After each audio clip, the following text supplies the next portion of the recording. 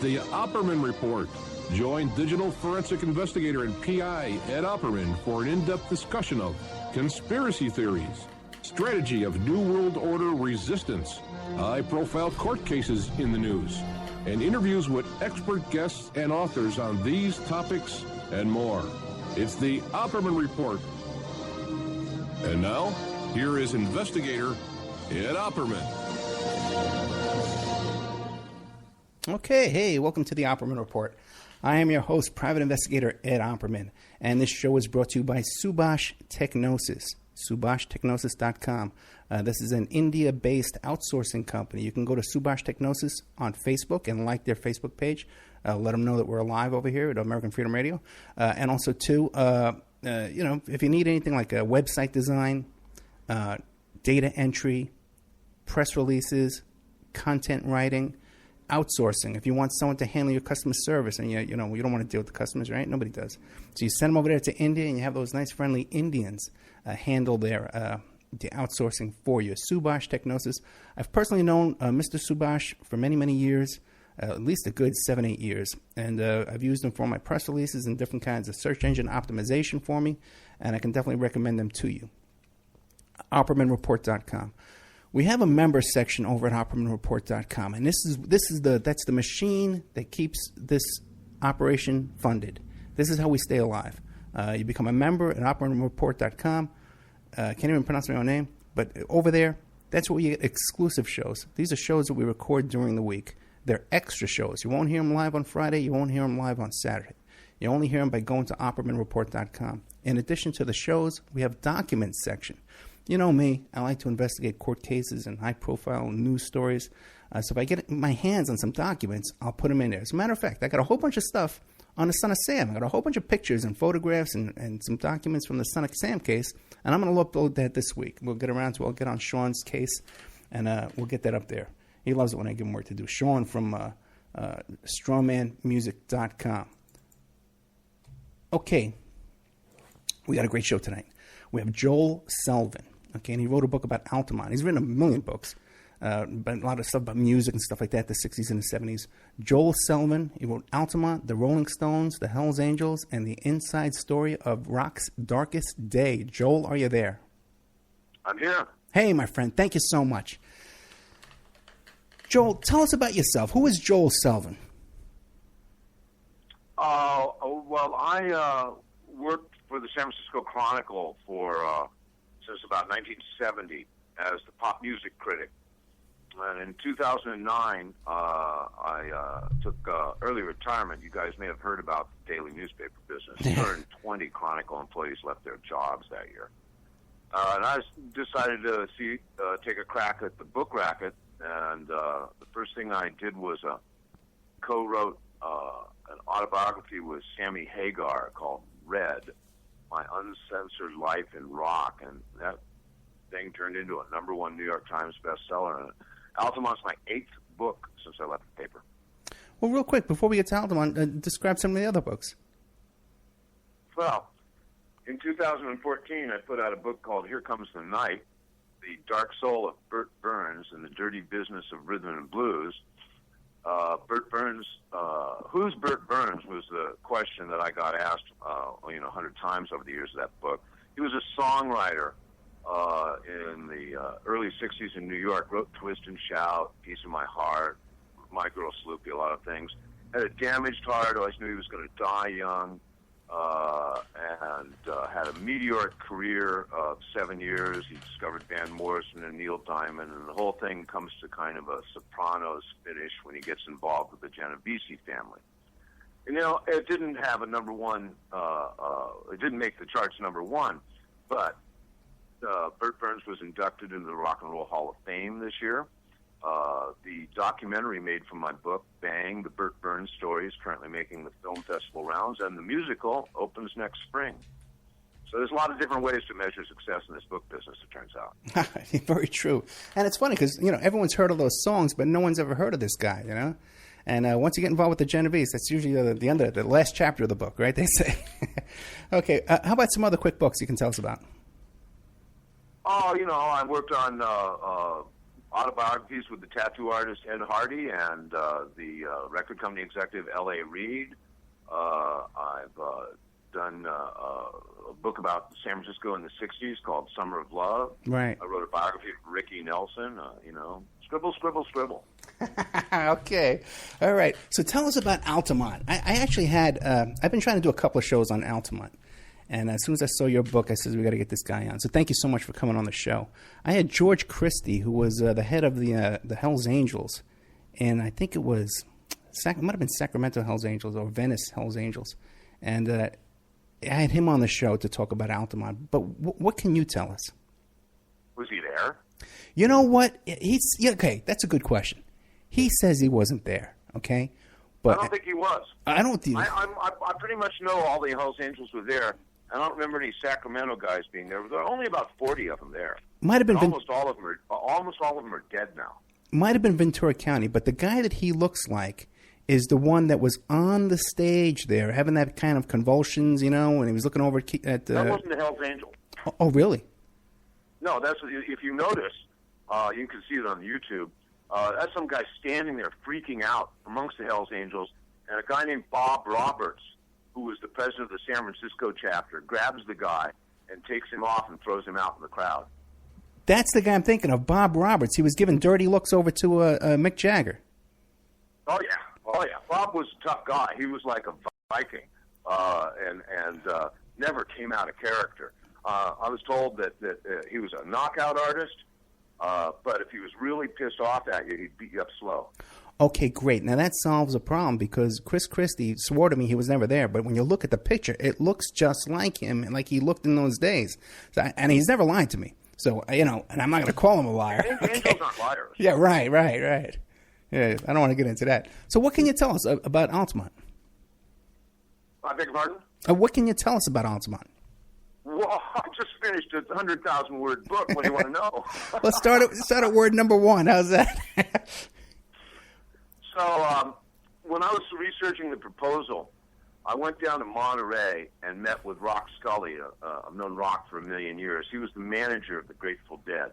And I was just sort of poking around, seeing, what was what, and thinking about this book. Rock told me the story of how Altamont started. It was an amazing day. It was a beautiful sunny day. Rock looked fantastic. I hadn't seen him in years. And we had a lovely time, and I drove home. It's about 2.5 hours, just thinking, oh, man, I had a piece of gold in my pocket. Mm-hmm. So I started working on the proposal. About 2.5 months later, Rock died. He'd had cancer and was sick the day I met with him, but didn't tell me. And I realized that I had an obligation here. That these stories were evaporating, and I needed to get them down. So I plowed ahead right away.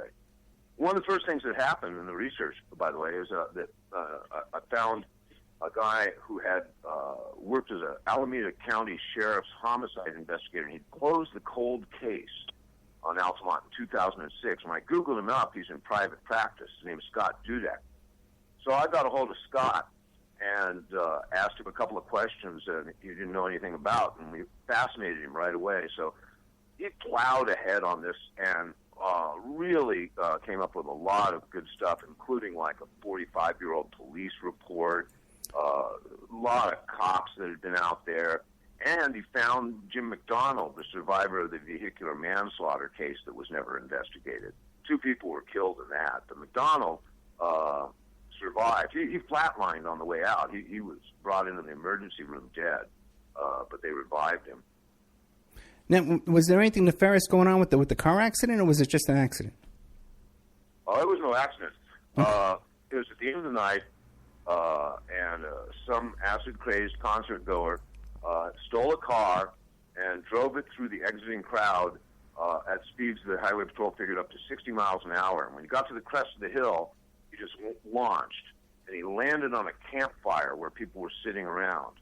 The cops grabbed the guy, and they had him for a few minutes, and he told them the story, and then he ran away. And they never caught him, they never investigated, and we couldn't find any records of this case. My feeling is the cops just sort of turned their back on it.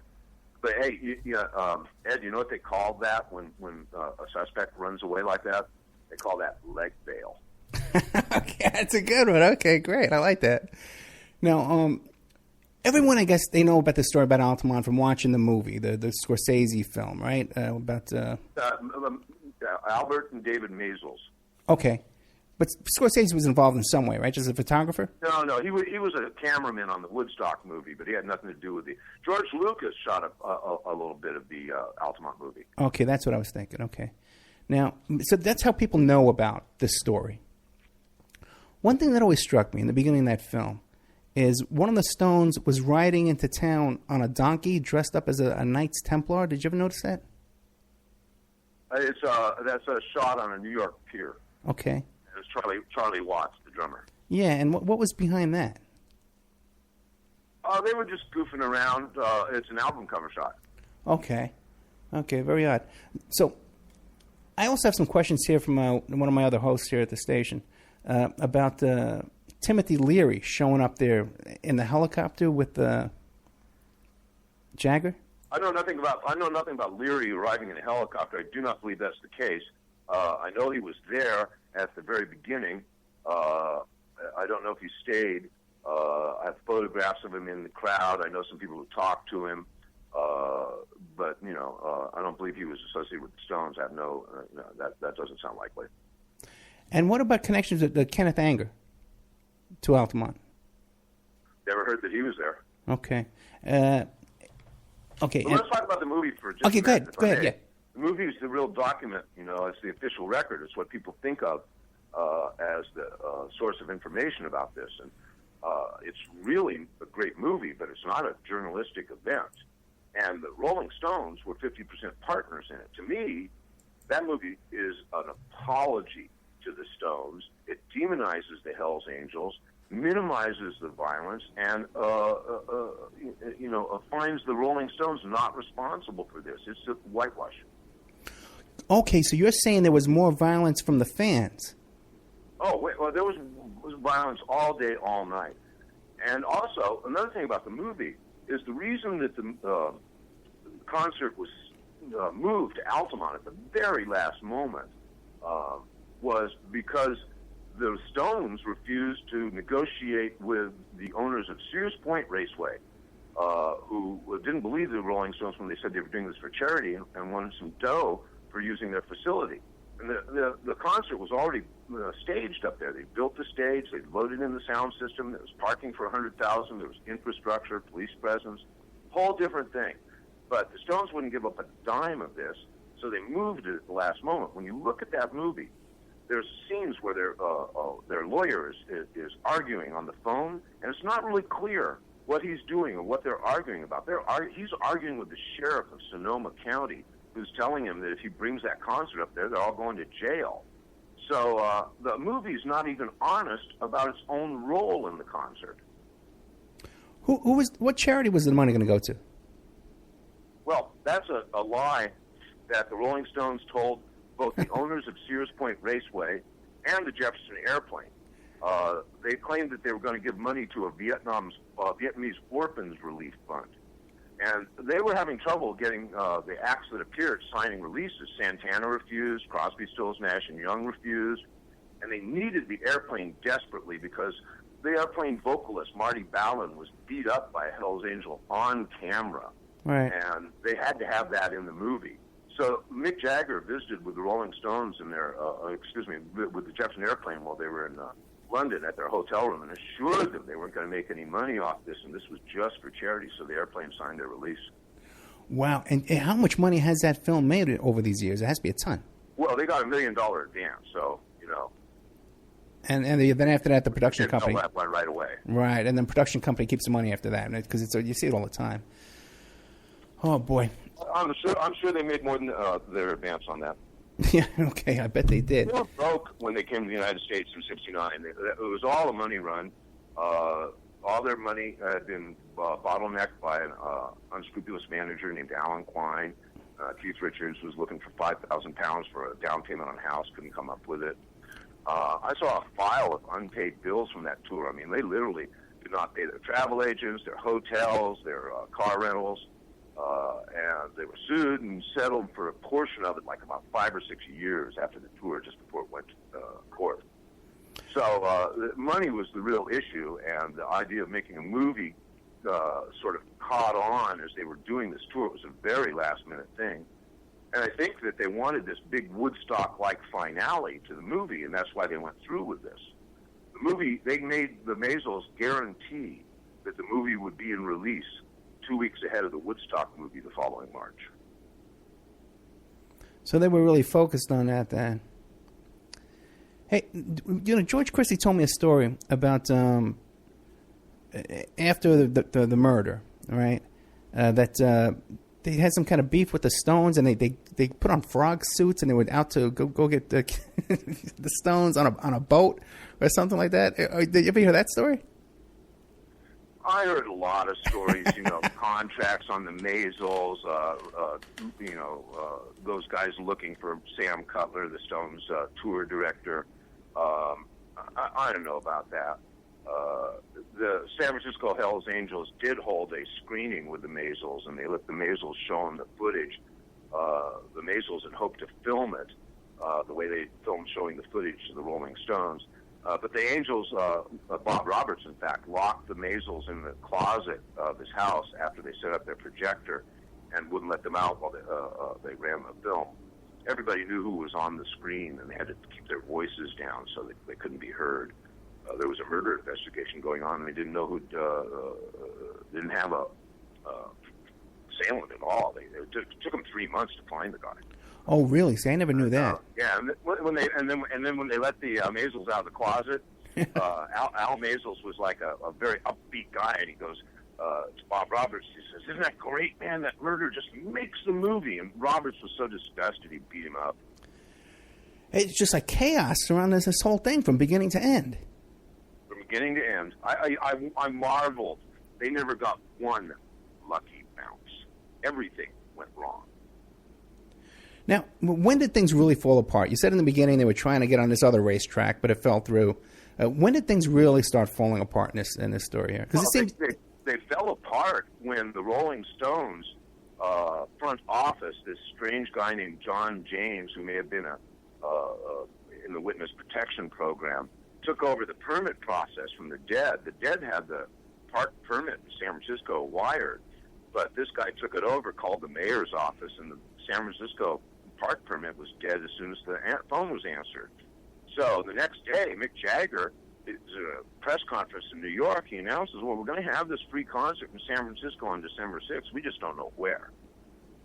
That, I would say, is where things went south. Golden Gate Park was an ideal location. There would have been infrastructure, water, toilets, police, public transportation, and most importantly, the San Francisco chapter of the Hells Angels would have had jurisdiction. Those guys were an entirely different animal than the rest of the Angels. They knew the bands. They hung out backstage. They rode bikes together. They did business together. They were fairly civilized characters, and they were part of the scene. If they'd been in charge, it would have been a different thing. As it was, out in Altamont, that was no man's land. Nobody had jurisdiction. And in front of the stage were a lot of people from the San Jose chapter of the Angels. And that was a brand new chapter. There had been a vicious, violent turf war that had settled that summer. They'd wiped out a group called the Gypsy Jokers and started this new chapter with, some old jokers and a bunch of thugs from down in San Jose, which is, an hour away from San Francisco and culturally quite remote. Yeah. Those guys weren't hippies. They'd never been grooving in the park. And they showed up with pool cues, which was something that, the San Francisco Angels looked down on. It's like, what do you mean, pool cues? How Bush League is that? You can't get anybody close in with them, and they break really easy. But a lot of those guys were prospects out in front of the stage, too, aspiring members. And those guys were a little better than indentured servants, and they had a tendency to act out. Right, because if it had been in San Francisco, the airplane had a relationship with the Angels. They did security for them all the time. The Airplane and the Dead and right. Big Brother and Quicksilver were all well known to the Angels and vice versa. Some of them were very close friends, and a guy like Terry the Tramp, he was Owsley's LSD distributor. So they were involved in the whole scene in deep ways. But the San Jose Angels and the Richmond Angels and the further out you go, the less contact they have, and the more violent and thuggish those guys were. San Francisco and Los Angeles were a bunch of interesting guys, actually. Pete Nell and Sweet William Fridge, Terry the Tramp, Hugo and Frank. Those guys were really well-known characters on the San Francisco scene, and they're beloved in many ways. So you're talking about Bill Fritch? Yeah. Yeah, no, Bill Fritch, I have a note here that says he acted in a bunch of Kenneth Anger's films. He could have. He could have, okay. Close friend of Peter Coyote's. Coyote used to work on his bike in Nell's basement with Fritch. He was a airline mechanic. He'd learned it in prison. He'd been busted as for running bank robberies, and met a beatnik poet named Lenore Candell. Fell in love, left his wife and kids, and moved to the Haight-Ashbury with her. And he lived like a hippie prince. Was very well known to all the bands, and he's the guy on stage, arguing with Paul Kantner after Animal, a Hell's Angel by the name of Paul Hibbets, had beat up Marty Ballin. Right. What do you make of this? He was on stage all day. What do you make of the theory that there was like a satanic influence over this because of, the Stones, Sympathy of the Devil, and all that kind of stuff, and it was kind of like an evil, and whenever that song would come on, things would go crazy. What do you make of that kind of theory? Well, it was a day of reckoning for the Stones, wasn't it? All the stuff that they were messing around with, and all those imagistic things that they were alluding to and toying with, they blossomed right in front of their eyes. That was genuine evil. And you can see the fear and anxiety and the tremendous adrenaline that was coursing through those guys on their faces in the movie. It was terrifying. Yeah, it had to be. Yeah. When Hunter was killed, the couple people in the audience picked up his body and made their way to the stage. And they put it on the lip of the stage right in front of Keith Richards. And everybody on stage saw it. The stage was brilliantly lit with 50,000 watts of backlight. And there's a photograph in the book that shows very clearly the Hells Angels in a scrum pushing the body off the stage, Jagger looking away with his hand over his face. After somebody drops a dead body on the stage, it's really difficult to pick up the guitars and start playing again. The concert just fell apart at that point.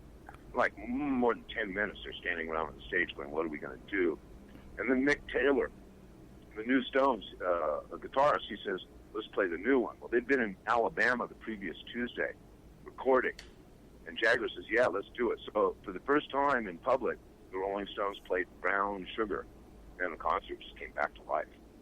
They played like their lives depended on it. I heard a 16-track mix that Bob Matthews, the Grateful Dead engineer, he did Live Dead and Working Man's Dead, recorded that day. It's not available, but I listened to it in his living room, and they were phenomenal. Just played as good as they ever could, and you can tell. The fear just made them tie it into music. They buried themselves in the music. Okay, that's incredible. I had never heard that before. Now you're saying that the young black man who was wearing the green suit who was stabbed, right? What was his name? Yep. What was his name? Meredith Hunter. One more time? Meredith Hunter, 18 years right. old. It was a sad story. He was the son of a schizophrenic prostitute. He was raised largely by a sister 10 years older, who herself was the product of rape. And when his mother got involved with a fairly abusive pimp, the family moved this older sister out.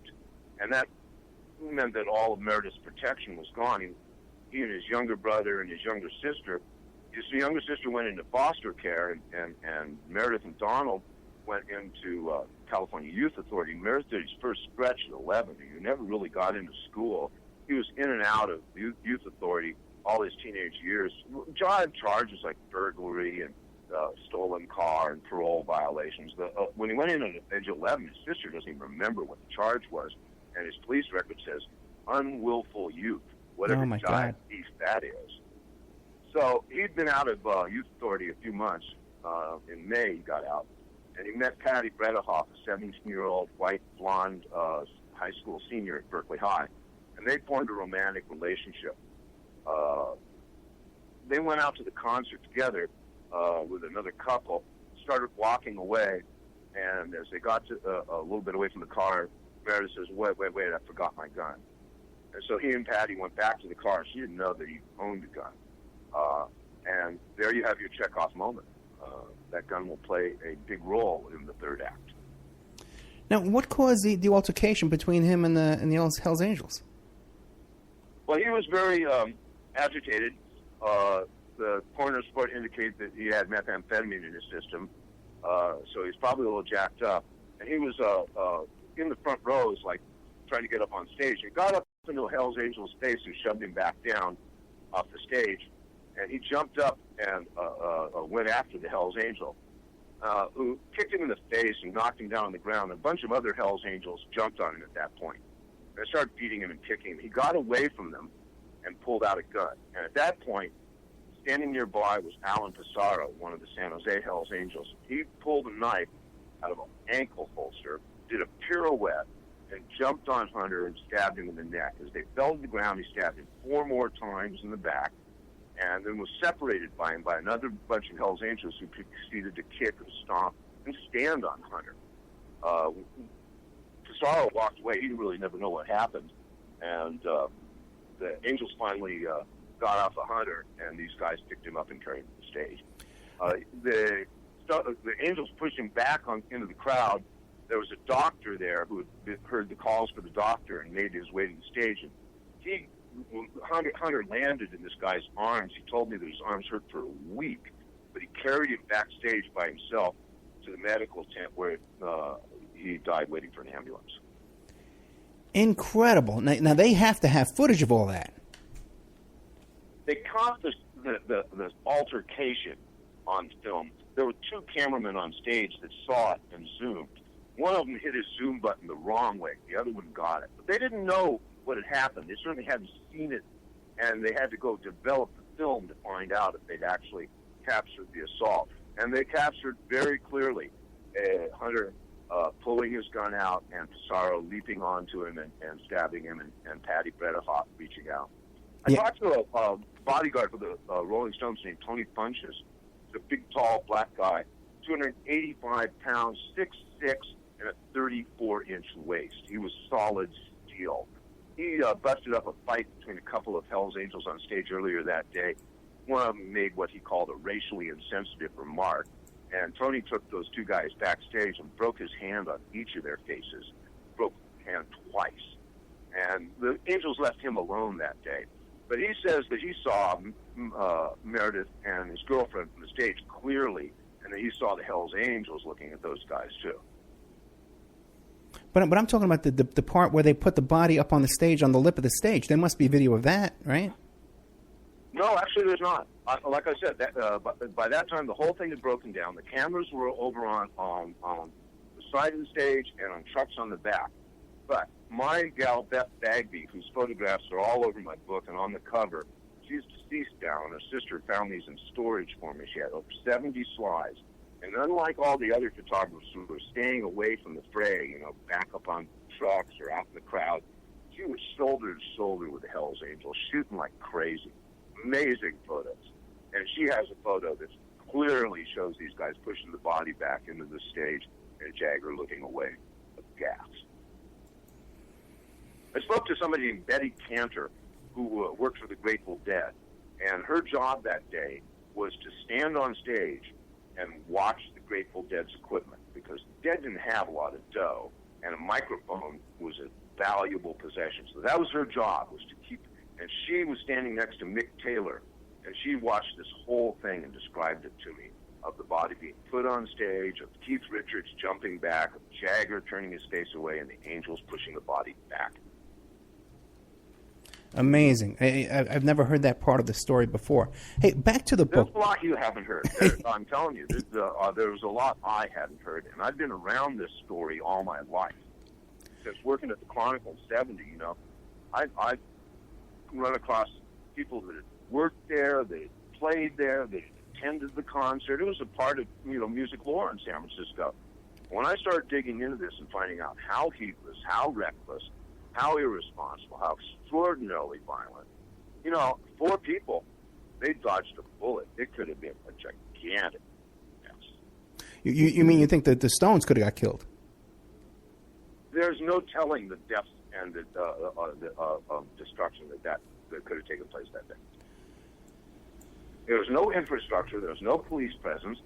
There was no security guards. The Hells Angels were not security guards. There were a handful of little college kids that worked as security for the racetrack. They were cowering in the corners. There was no water. There was no food. There was no parking. In fact, the police station, the nearest police station, was so far away that radio reception didn't go from the police station to the concert site. They had to put a repeater halfway in a bakery truck. Oh, my God. And when Hunter was killed, somebody backstage phoned the police, and they phoned the substation in Hayward. The substation in Hayward radioed the substation in Santa Rita, and the substation in Santa Rita relayed the call to the group of people that were standing on the hill with binoculars watching this. And, there's been a murder. Well, we better go down and check it out. And that was the first time the cops showed up that day. And how long was it for... Homicide investigators didn't even come to the crime scene until Monday. They didn't want to fight the traffic Saturday night. It's amazing that the Stones didn't get charged for some complicity in this. They were sued, but they wriggled out of every one of them. I'm not sure what criminal thing, what criminal act they did, but there was probably some liability in there they wriggled out of. Back to the book, Altamont, Rolling Stones, The Hells Angels, and Inside Story of Rock's Darkest Day. Now, you mentioned before that you got a hold of this 45-year-old police report. Is there a copy of the police report in the book? Oh, no. That's,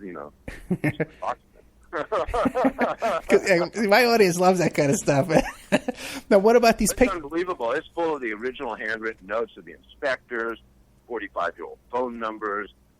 Everything's typed up. I mean, it was a murder case. People treated the documents pretty seriously. I've seen a lot of police reports, as you have, and, they tend to be kind of quick and fast. This one's very detailed.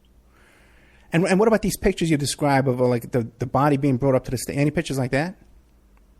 Like I said, Beth Bagby has the best photos of what's happened on stage. Right. There's a half a dozen photos of all that carnage on stage in the book.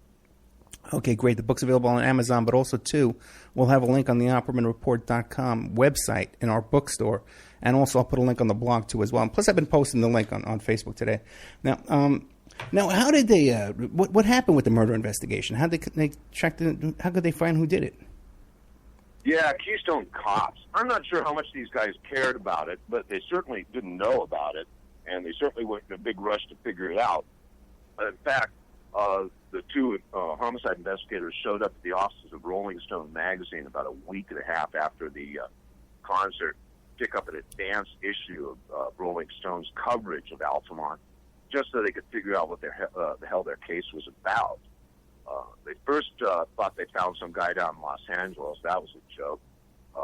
And eventually they worked their way through the Hells Angels with lie detectors, and that led them to a guy named Alan Pissarro, who had been arrested the Tuesday after the concert, and he was in custody the whole time. It took them 90 days and 1,000 witnesses to find him. Well, they must have had the girlfriend right away, and the other 2 people they showed up with in the car, right? I beg your pardon? The cops right away. They must have had the girl, Meredith's girlfriend, right? The young blonde girl you mentioned, Patty, I think her name was, and then they had 2 other friends in the car with them. They must have had those witnesses right away. Okay, the 2 other friends disappeared.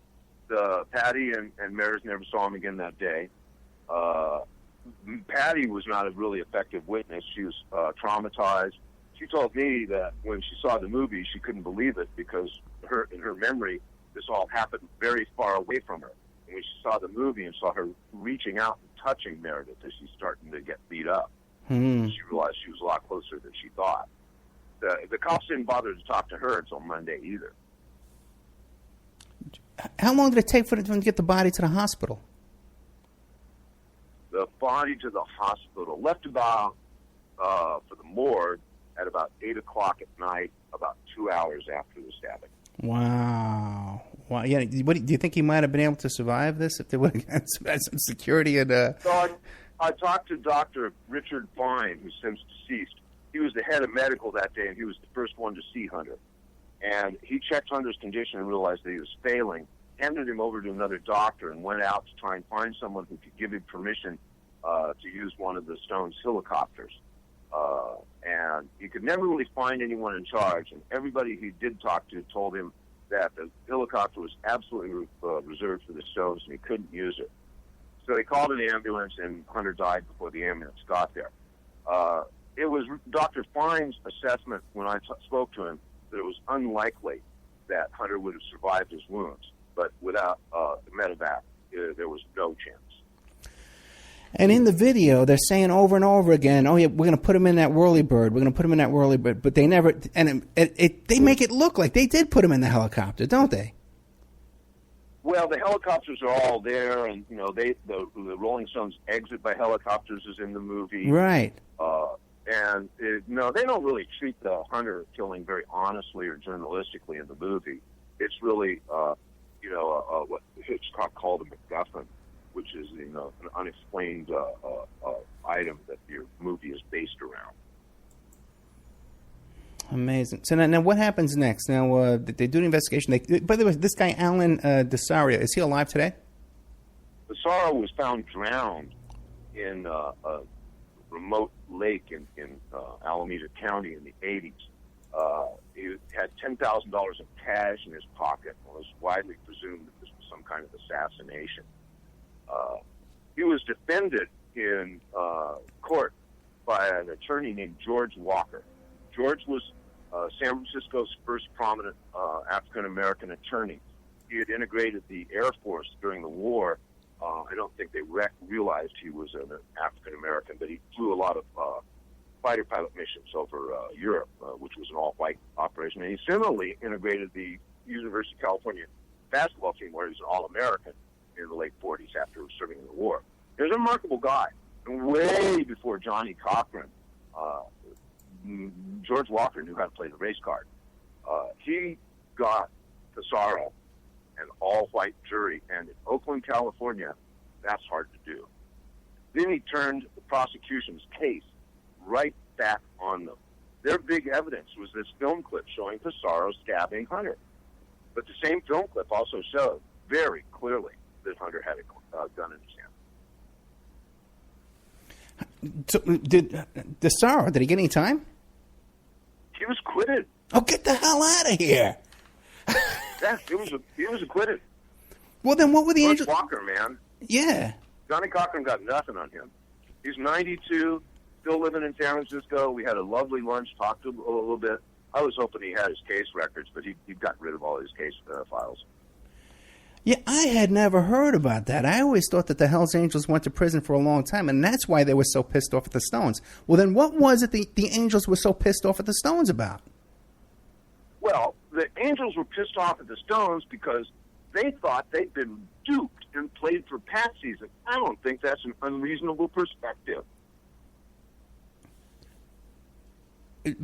By the portrayal in the movie, or being set up for handling this big security that they couldn't handle?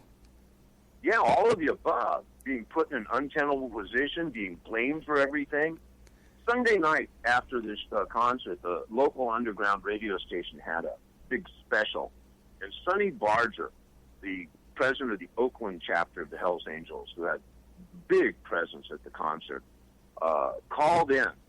He was high on cocaine, and he just goes on this rant. You can find it out there on YouTube. Yeah. It's fantastic. He's so eloquent in the defense of these guys, and so brutish, but direct and forceful.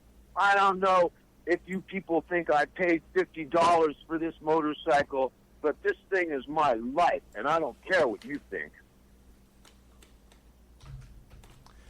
Do you think that helped Desara's case?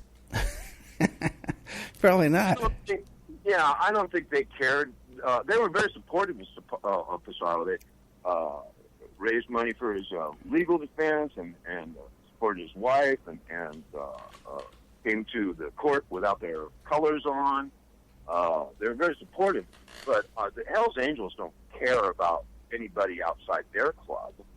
It's us against them perspective. I don't think they cared about the cops. I don't think they cared about the murder beef. I don't think they cared about the Stones. I think they were just furious for being hung out to dry by these people.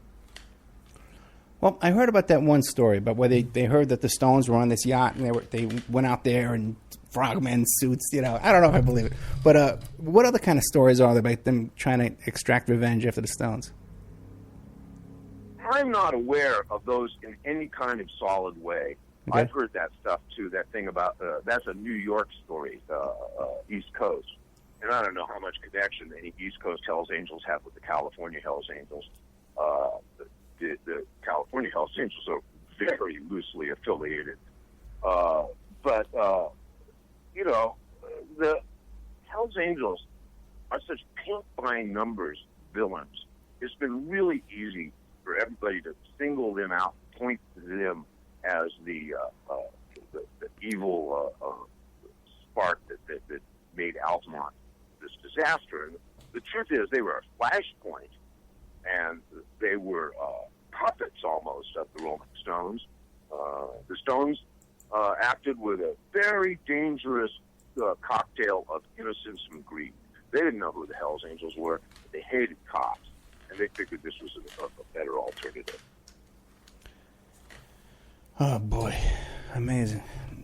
Now, I've kind of gone in a lot of different directions, maybe you weren't expecting. What else from the book, some interesting tidbits from the book that you can share with us? Well, we talked about the vehicular manslaughter case. Chip Monk, who was the stage manager at Woodstock, was also the Stones tour director. And at the end of the night, a couple of the Hells Angels loaded the Rolling Stones stage rug onto the back of a truck that had a couple of Harleys in it. And Chip Monk saw them trying to steal the rug and went down and introduced himself. And he's a Harvard-educated, sort of mid-Atlantic guy with a big walrus mustache. And, I'm Chip Monk. I'm the Rolling Stones stage director, and it's my duty to retain this property that belongs to the Rolling Stones. And the Angels thought the guy was pretty funny, and they let him talk, and they laughed. And they got back in the cab of their truck and started to drive off. Monk grabs the rug and pulls it off. And this thing went from all the way over the tail of the truck to over the front of the cab. And when he does that, one of the Harleys falls off the back of the truck onto the ground. Well, that's it for Chip Monk. The two Angels get out of the truck. They beat him to a pulp with pool cues, knock all his teeth out, put the rug back up on the truck, and drive off. Now, 2 weeks later, Bob Roberts shows up at the Grateful Dead's office in Marin County, and he says, "I think I have something that belongs to you." And he gives him back the rug. It's just like one crazy thing after another, and almost every story ends up with some guy getting his face punched in. You know what I'm saying? There was an awful lot of that. Yeah. A lot more than the Maisels was let on. Marty Ballin, the Airplane vocalist, was beat up on camera, but he was also beat up a second time shortly thereafter. His body was taken back to a van serving as a dressing room, and while he was coming to, the angel that beat him up, a guy named Paul Hibbets, known as Animal, he was wearing a dead coyote for a hat that day, comes backstage. The Animal was super high, everybody was, and he's crying and apologizing to Marty, and he explains you just can't say that to a Hell's Angel. Marty gets up, walks over to Animal, and says the same thing to him, and Animal beats him up a second time. Now what happens next, and this is super important and has never been revealed, is Rex Jackson, one of the Grateful Dead road crew. He was a big, bad guy. He was the enforcer for the Grateful Dead. He saw what Animal did, and he went after him. Animal cold-cocked him. Sucker punched him, and and Rex was out cold on the stage. It took 4 people to carry him off. He had 2 black eyes. Now, why that's so important is that everybody on the stage, production, stagehands, musicians, when they saw Rex go down, they knew they'd lost their last line of defense. Right. The stage belonged to the Angels. Now, you mentioned that there was the murder, and then there was that big car accident. But now, was there any kind of repercussions for all these rampant assaults going on all over the place? Was anybody getting any kind of trouble for that, or the cops just looked the other way? There were no arrests made that day. How many cops were there, besides the one up on the hill with the binoculars? So, the phone rings. There's this tiny little substation out on the edge of Alameda County called Santa Rita. It's really a jail, but they have 2 patrol cars. One covers Douglas, small town nearby, and the other covers the rest of the county east, up to Pleasanton on the north and up down to Sonoma on the south. 900 square miles, and it's an empty space. And occasionally there's a dead cow in the road or something like that. And when the patrol car goes over the pass to the Altamont Hill, they're out of radio reception. So this is super remote. 8 in the morning, the phone rings. This cop is about to leave. He's been on work all night. He picks up the phone because the 2 guys that are working the office are on the phone. And somebody asks him, does he know anything about a Rolling Stones concert at Altamont? Now, this doesn't make any sense to him. He's never heard of the Rolling Stones. So he leaves a note. Now, the watch commander that day is a 26-year-old acting watch commander. His first day, his boss is on vacation. And about 10 o'clock in the morning, the highway patrol shows up at this little substation with a naked woman wrapped in a blanket, clearly deranged on drugs. They 5150 her and send her off to a mental hospital, but that's just a little bit unusual for the Santa Rita substation right away. And that's about the point where this guy, this watch commander named George Bean, gets a phone call from Tom Houchins. And Houchins is the cowboy Oakland cop that led all the police action at the Berkeley protests and the People's Park riot and all this student unrest. He was the cowboy that led the charge. He was a former fighter pilot, and I heard everything about him from former associates. He was a great guy, but he was a total asshole. But he was the cowboy, and he called up and says, I'm taking charge. He brought some guys up from downtown, rounded up a few people from the Hayward station, and less than a dozen police officers gathered on a hill with a bakery truck for a radio repeater and stood there with binoculars and watched it all day. And like I said, they didn't come down until after they get a call from the Hayward substation telling them there'd been a murder. And you said earlier that they were having this concert and the guy at the substation never even heard of the Rolling Stones? That's cops for you. How could this be? How could they? Oh, man, I've talked to a bunch of people that worked with George. I talked to a ton of the cops out there. Scott knew them all. And I would say, George didn't even know who the Rolling Stones were. They'd go, that's George. Okay, all right, just him. But anyway, if there's only 2 cops there anyway, what are they going to do? Right. Incredible, man. Incredible. Well, the guy that picked up that phone call comes back to work the next day at 5 o'clock, right? And as he's driving back to work, he notices the traffic's a little thicker than usual. It's kind of weird.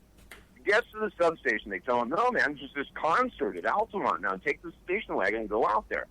So he starts driving out the highway. It's way too crowded. He hits the back roads, and the back roads are jammed. He says that he's going down Midway Road. It's a small country lane, no shoulder, and cars are just being stuffed everywhere, and people are walking. He says it's like driving through a herd of cattle. Gets over the freeway, or the highway, and south of the thing, goes along the ridge until he comes out on a promontory over the bowl where the speedway is, and he sees 50,000 people, 10,000 campfires. He sees a big light stage area where it's being constructed, and helicopters landing and taking off. He hears music, people talking, hammers, saws, and he says to himself, there's not much I can do here. Heads back to where he's back in radio reception and starts taking calls. And as he said, he was hoping that it didn't go any worse. Just amazing. Now, there was another scene, too, in the film where they talk about, hey, at Woodstock we were making announcements when certain acid was bad. Was there a lot of meth going around, a lot of bad drugs and bad acid and stuff? Oh, drugs were a big issue. Big issue. In 1967, the Summer of Love, the people who manufactured LSD, they were zealots. They were missionaries. And the chemists went to great lengths to make sure those compounds were stable. 2 years later, it devolved into a criminal enterprise, and the people who made this stuff was adding things like strychnine, which is a poison, right, or methamphetamine, which overstimulates the users. And also, there was tons of drinking going on in Altamont. And alcohol and psychedelics were chemical heresy to hippies. But now, at this point, mixing those two, well, the medical symptoms are erratic behavior and violent outbursts. And you got both of those stage. Everybody, there was tens of thousands of people on these drugs. I talked to the psychiatrists that worked the bummer tent, and they were inundated as soon as they showed up in the morning. And they couldn't believe what they were seeing. And these guys were from San Francisco. They weren't like, babes in the woods. And the thing that occurred to them most of all is they just dealt with this flood of people coming in was that the tent was so remote and there was no announcements made about its existence from the stage or any signage or anything. They figured that they were only seeing the tiniest fraction of people who were in trouble. So, yeah, everybody was on these poisonous drugs. The angels were on them, the audience was on them, the band was on them, the production crew was on them. And what you had was a kind of mass toxic psychosis. Yeah, it looks like everybody was on the same stuff, and everybody was on that bad vibe all at once, and that's a huge crowd, too. We're getting down toward the end of the show. Very expensive crowd, very crowded, very, terrible conditions, people shoving and elbowing and not able to stand on their own feet, no food, no water, very cold that night, very hot that day, the sun goes down, 40-mile-an-hour winds sweep through the place, temperature drops 20 degrees while the audience waits for 2 hours for the Stones to take the stage. Lovely day.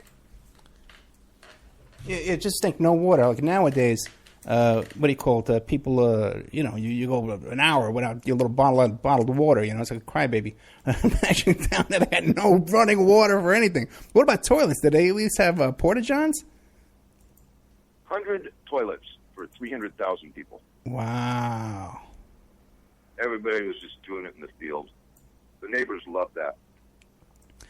Okay, we're down to the last couple of minutes. What do you want to leave us with that I haven't asked you? I really think that this whole thing has been so traumatic to the people involved. I don't think the Stones were ever the same. I know the Grateful Dead was never the same. The Hells Angels were never the same. It was just such a traumatic episode in the history of rock, which is largely just a really glorious, sunny history of wonderful people doing great things. So, you're dealing with a black guy being murdered by the racist Hells Angels in front of his white girlfriend while the Rolling Stones play on stage at the height of the peace and love era. Whoa, what a symbolic resonance, That's just something that our whole culture has never really recovered from. Do you think there might have been some kind of like FBI COINTELPRO instigation to cause all that chaos and discredit the hippie movement and the counterculture? Yeah, I've heard that one. I did it for you. I saw the FBI reports on Altamont. Those knuckleheads didn't know anything. And, of course, I don't think that the FBI was ever that confident at that kind of stuff. But they didn't need any help. There was so many subcurrents going on in the counterculture that were clashing and converging that day. That was probably the most difficult part of the book to lay out. But yeah, that was a cultural, physical, and sociological convergence that just combusted into this gigantic disaster. Less than a minute left. Do you have any appearances coming up, and how can people get a hold of you? Oh. Well, I'm always around. You can find me on the internet, joelselvin.com. The email address is fully available. Always got stuff going on. And it's great to be on your show, Ed. Hey, Joel, thank you so much, my friend. This is way more. This is a whole new information to me, more than I ever knew before. Joel Selvin, Altamont, the Rolling Stones, Hells Angels, and the inside story of rock's darkest day. You can find it on OppermanReport.com, Amazon, or the Opperman Report blog. Thank you, Joel. Thank you.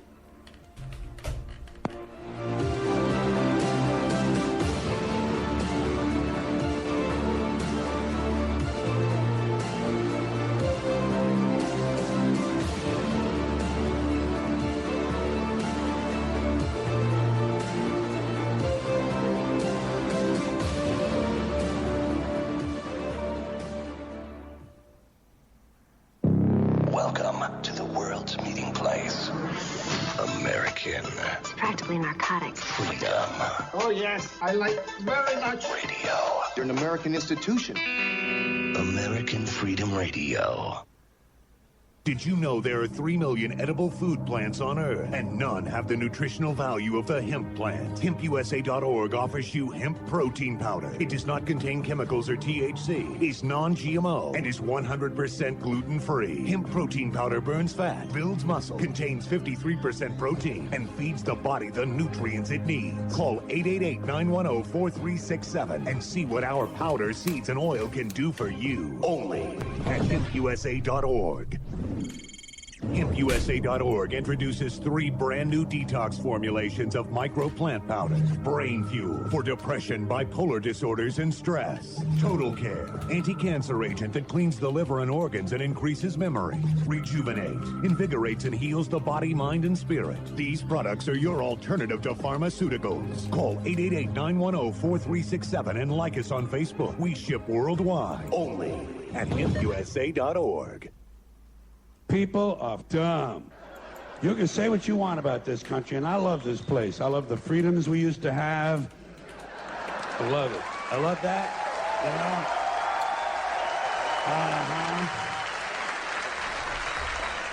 I love it when it didn't take catastrophe to get us to care for one another. I love the fact that we're on camera all the time from all angles. But you know what? You can say what you want about America. And I say I love this place. I wouldn't have it any other way. Wouldn't live in any other time in history and any other place. But say what you want about America. Land of the free, home of the brave. We got some dumbass people floating around this country. Yeah. And this ain't just ranting and raving. This ain't just blowing off steam. I got a little evidence to support my claim. It just seems to me that only a really low IQ population could have taken this beautiful continent, this magnificent American landscape that we inherited. Well, actually, we stole it from the Mexicans and the Indians, but hey, it was nice when we stole it. It looked pretty good. It was pristine. Paradise. Have you seen it lately? Have you taken a good look at it lately? It's embarrassing. Only a nation of unenlightened half-wits could have taken this beautiful place and turned it into what it is today, a shopping mall. A big shopping mall. You know that? That's all you got. That's all you've got here, folks. Mile after mile of mall after mall. Many, many malls. Major malls and mini malls. They put the mini malls in between the major malls. And in between the mini malls, they put the mini marts. And in between the mini marts, you got the car lots, gas stations, muffler shops, laundromats, cheap hotels, fast food joints, strip clubs, and dirty bookstores. America the Beautiful. One big transcontinental commercial cesspool. And how do the people feel about all this? How do the people feel about living in a coast-to-coast shopping mall? Well, they think it's just dandy. You're listening to AmericanFreedomRadio.com, the network who perseveres in delivering intelligent debate, constructive dialogue with true independence. The freedom to broadcast the truth is not free at all. So what is American Freedom Radio worth to you? The empowering information with fun, honest and pure integrity behind it provides an example to follow. Friendships to flourish with the moral altruism that pulls no punches. The hosts sacrifice and show remarkable discipline in their duty to deliver quality radio and service to the community with strength, wisdom and loyalty. The founders of AFR wish to thank you personally for sharing your views and insights to make the best radio and alternative media. Now it's time for you to give something back and play a vital role in the future of America. Be as generous with us as we've been with you. Click on the donate banner at AmericanFreedomRadio.com or volunteer by emailing AmericanFreedomRadio@ymail.com. Vaccines, psychotropic drugs, and artillery batteries not included. No rules, no rules, no taboo topics, no taboo topics, no fear of doom, no fear of doom. We are American Freedom Radio, American Freedom Radio. It's the Opperman Report. Join digital forensic investigator and PI Ed Opperman for an in-depth discussion of conspiracy theories, strategy of New World Order resistance, high-profile court cases in the news, and interviews with expert guests and authors on these topics and more. It's the Opperman Report. And now, here is investigator Ed Opperman. Oh boy, welcome back to the Opperman Report. And you know, it's James Arthur Jancic, I think you pronounce it, Jancick, who does the voiceover on my, what is it, Socialist International there, you know? And he does the voiceover with the Opperman Report. I want to give a shout out to Feet to the Fire and James Arthur Jancic, who helped me out with that. I love hearing that. He's such a cool guy. We have with us now, I want to thank Joel Selvin. The book is Altamont, The Rolling Stones, The Hells Angels, and the Inside Story of Rock's Darkest Day. And you get that book on Amazon. Now we have coming up Ted Rubenstein. Ted, are you there? I am here. Hey, bro, what's going on, man? Well, you want to know what the tie-in is between Joel Selvin's book and The Octopus? I love this guy. Ted, first tell everybody who you are. Tell who's Ted Rubenstein real quick, because this is a Saturday show. A lot of people, it's not the same audience of the Friday show. So real quick, who are you? I'm a long-time researcher in the area of parapolitics, most specifically organized crime, the intelligence community, assassinations, cover-ups, drug trafficking, that kind of thing. Ted's a humble... I've been studying. Go ahead. Yeah, Ted is a humble guy. I got to tell you that. Ted Rubenstein is JFK royalty. He's a researcher royalty, all this kind of alt conspiracy royalty. He worked for Mae Brussels. He worked for Dave Emery. He worked for Larry Flint doing it. I have to correct that. Oh, go ahead. I worked for Larry Flint, and I worked with the other two. Okay. To varying degrees. I got you. And but you know, my God, great. And you get Ted on the phone, and he just goes off into different directions. He's like me with the connections. You know, he's got the connections. What's the connections to Joel Selvin and the Octopus? Well, it's not a huge connection, but it's a somewhat obvious one. Of course, it's the Hells Angels. Okay. And because so many tentacles of the Octopus involve drug trafficking, and some of it involves drug trafficking in really interesting places like Fresno, California. And when you're involved with the mess in places like Fresno, California, invariably it's going to involve the Hells Angels. Yeah. So it turns up in a few places in the notes and so on.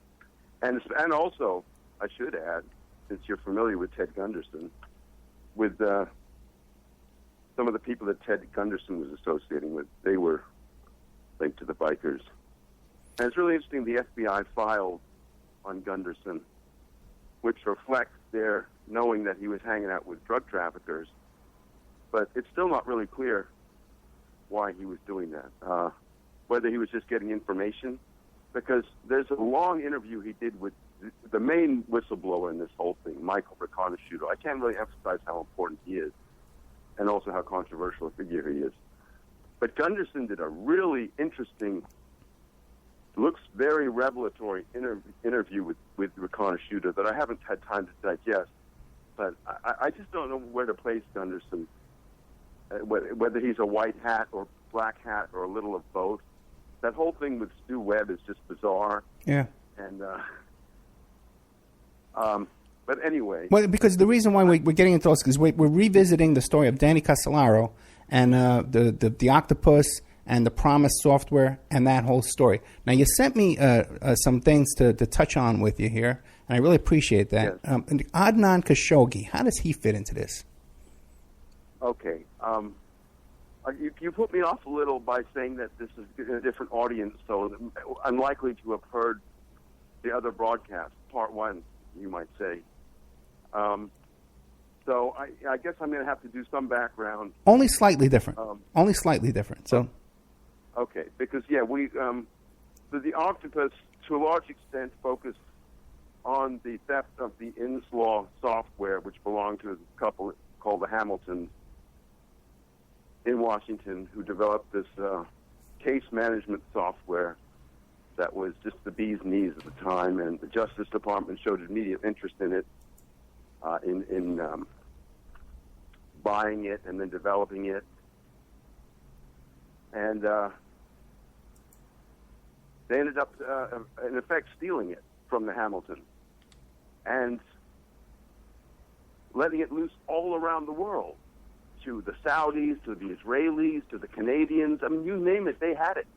But with this backdoor feature that allowed U.S. intelligence to be monitoring it. Anyway, so that's just the bare bones of the Inslaw software connection.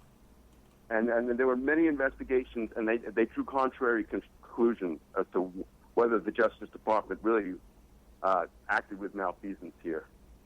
But to me, the matter is pretty much settled. And this document alone, which I'm going to read you about Khashoggi. Okay. Okay, here we go. This is dated May 16th, 1985. It's addressed to William Weld, U.S. Attorney. It's signed by W. Bradford Reynolds, Assistant Attorney General of the Civil Rights Division. I'm going to first read the document and then comment on it. As agreed, Messrs. Manukur Ghorbanifar, Adnan Khashoggi, and Richard Armitage will broker the transaction of Promise Software to Sheikh Khalid bin Mahfouz for resale and general distribution as gifts in his region, contingent upon the three conditions we last spoke of. Promise must have a soft arrival, no paperwork, customs, or delay. It must be equipped with a special data retrieval unit. As before, you must walk the financial aspects through Credit Suisse International Commercial Bank. If you encounter any problems, contact me directly. Wow. And people should know that Khashoggi is best buddies with none other than Donald Trump. And this is going on at the time of these Iran arms dealings with the Israelis and the Reagan administration, arms for hostages to Iran, which later mushroomed to the Iran-Contra and then the drug connection on top of that. So this is the time period, 1985. This is the part that astounds me. I was just thinking, someone's got to come along and tell me that this document is not real, that it's a forgery. What do I find out? Well, almost the opposite. I found out that someone who's writing a book on former Attorney General Elliot Richardson, who is undoubtedly a white hat in this affair, one of the few Justice Department people who definitely, to my satisfaction, wears a white hat in this whole thing. He represented Inslaw, tried to get to the bottom of it, what I can determine. This guy was writing a book about Richardson, and it never came out. But in the process of writing the book, he got a hold of this memo, and he showed it to William Bradford Reynolds to see whether he would authenticate it. And to his astonishment, Bradford Reynolds said, yes, he remembered it. And that he had signed it because, I forget whether it was Jensen or Meese. Meese was Reagan's Attorney General who had all these scandals under him, like WedTech and this one. But also Jensen was another guy who was a dubious character who was working right under Meese. I forget whether he was signing this on behalf of Jensen or Meese, but he said he signed this document. You remember signing it, and they did it because Meese or Jensen was out of the office that day. And refresh my memory, the document says it document instructs these nefarious people to conduct this very unorthodox transaction, and this is on Justice Department Civil Rights Division stationery. Now, I should add, the person who sent this to the Hamiltons assured them that you're not going to find any copies of this document. They've been destroyed, but you've got this one. That's how it came to be released. And as I'm telling you, there's apparent partial confirmation. Now, I spoke to Michael Best. We spoke about it before, but Michael Best, this just incredible archivist, just been uploading all these documents, whether about the Kennedy assassination, the Walker shooting, the CIA, or this octopus scandal. He's just unloaded, apparently uploaded 1 million files or something just staggering amount. And he's uploading into archive.com, it's called, archive.org. What is it? He's got a bunch of them. One is Glomar Disclosure. One is that one archive, the THAT, the number one archive. He's got them archived several different places. I'm going to refer in a while to the Facebook one, which is Glomar Disclosure, because that's going to be pertinent to some of the things we bring up, I believe. Okay. Especially if you bring up things like Foster. So anyway, he has said, yes, okay, he agrees with me that, yes, this has been partly authenticated, but that we shouldn't, get too busy about it because that isn't a complete authentication. And I agree. One person's recollection, maybe he has an axe to grind, maybe he, who knows, maybe he wants to get back on the, oh, yeah, that's true. Who knows what, or maybe he's, who knows what's going on with right. But so it's not full confirmation. But William Weld, did I mention that he's on the vice presidential he's the vice presidential nominee for the Libertarian ticket under Gary Johnson. That guy? Yes. William Weld. So the guy who this is addressed to, this is just amazing. The guy who this is addressed to is the Libertarian vice presidential candidate. And that's, Johnson is getting more attention than Jill Stein, I can assure you. Not that either of them are really going to get much, but I can probably get Weld on the show. I can ask him about it. There was on Facebook. They left a phone number, so I left a message. Okay. I left my name and number. I didn't say why I was calling, but this is my question for William Weld. Do you remember this letter? And is this the standard way you were conducting business, routine business, or was it not routine business at the Justice Department when you were working there? Because this is really this just reeks of being a smoking gun. Yeah, oh, absolutely. And I bet you, too, the National Enquirer would publish that right now because Weld is splitting the Trump's vote. And Trump got them in his pocket. Say that again? Trump's got the National Enquirer in his pocket. There's no doubt about that. Oh. Yeah. Yeah, but he has no interest in going after the Libertarian candidates, does he? Well, sure, because the Weld is splitting the Trump vote. All the conservatives are going, if they don't go to Trump, they're going to go to Weld and the Libertarians. So it would be in Trump's interest if he wasn't just throwing this whole thing in the bag. Who the hell knows at this point, because it's so bizarre and crazy. Who knows what's going on with this election? I think, because the choir kept pushing the Ted Cruz with Lee Harvey Oswald. Ted Cruz is father with Lee Harvey Oswald. Right. So they're kind of tainted with these presidential scandals, if you ask me. No, I don't think they would. I don't think they would hesitate in a second to go with this. Now you said something too here. You're wrong.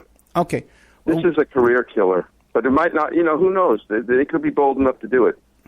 We've got to get it out there. But it might be too obscure for the average supermarket tabloid reader. Yeah, because they only know about. They'd have to explain so much background, wouldn't they? True, because they only know of Khashoggi from Lifestyles of the Rich and Famous. Now, Khalid bin Mahfouz, do you know who he is? He's like the leading guy in BCCI. He's like a superpower among the Saudis. He may be dead now, I don't know. But he is so important. And then he's linked here with Ghorbanifar and Khashoggi in the secret transaction where the back door must be included in the promised software, and these financial aspects must be walked through. I think it said as before. Yes, as before. So he's done it before. Weld has done this before. Oh, wow. The financial aspects through Credit Suisse into the National Commercial Bank. If you encounter any problems, contact me directly. So I don't know if I think I did ask Michael Best whether he had contacted William Weld. I don't think he answered me. He did answer a lot of my questions, though. Now that's up on his website. No. No, you have that exclusively. No, I don't have it exclusively. It's in.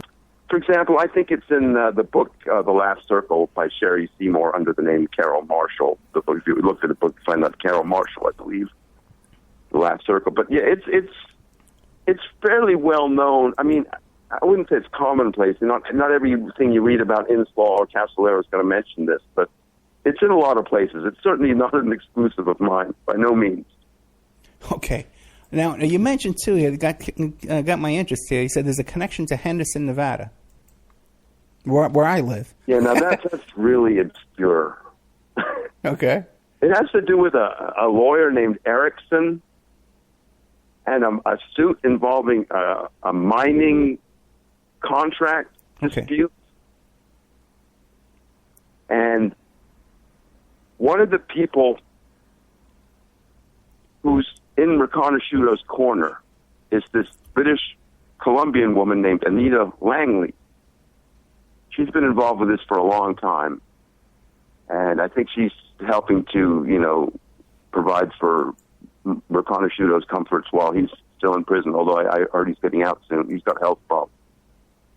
And also to see that he gets some justice for his allegations.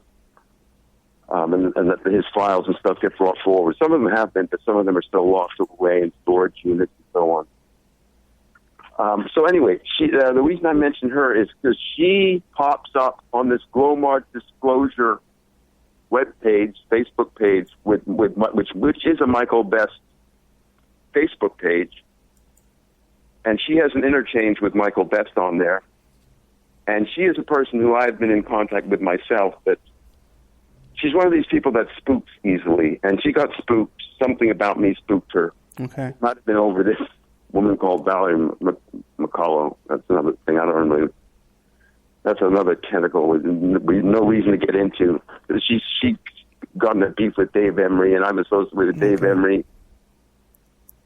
But anyway, whatever Nita Langley thinks who I'm tuned in with, and obviously I'm at my own entity. I'm not responsible for what anyone says or thinks or says on the air, whether it's Dave Emery or certainly not Virginia McCullough.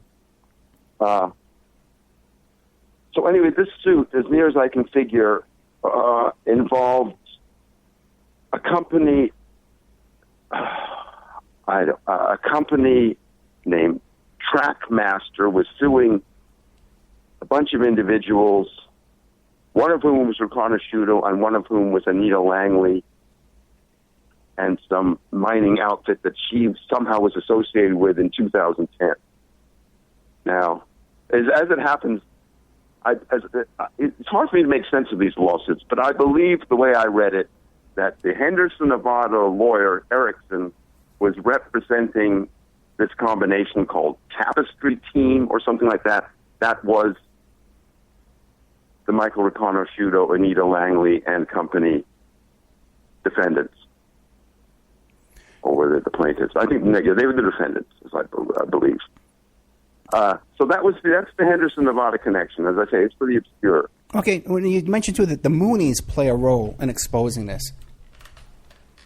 Well, yes, I thought this was a little ironic because, you see stuff about how the Moonies are just the devil incarnate, right? Right-wing, machine. But, in fact, with this particular story, they ran a 4-part series, I guess it was the mid-'90s, in their publication called Insight, written by Kelly O'Meara. And what she did is she came into possession, she got the whole story from the Canadian RCMP investigators that were investigating how the Canadian intelligence happened to have the promised software. The Canadians did a huge investigation, and they let this Kelly O'Meara of Insight magazine in on it.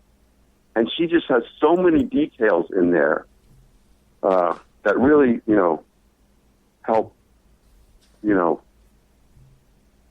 flesh out our knowledge of Inslaw from its, it's not from a conspiracy site on the internet, Right.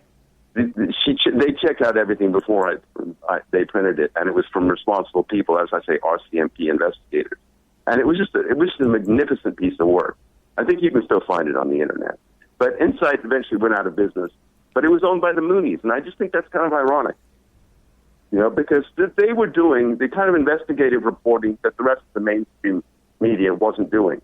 Now, admittedly, the mainstream media did cover Danny Castellero's death in considerable coverage when it happened, but they quickly faded the story when it came out that, this is just conspiracy mongering, et cetera, et cetera.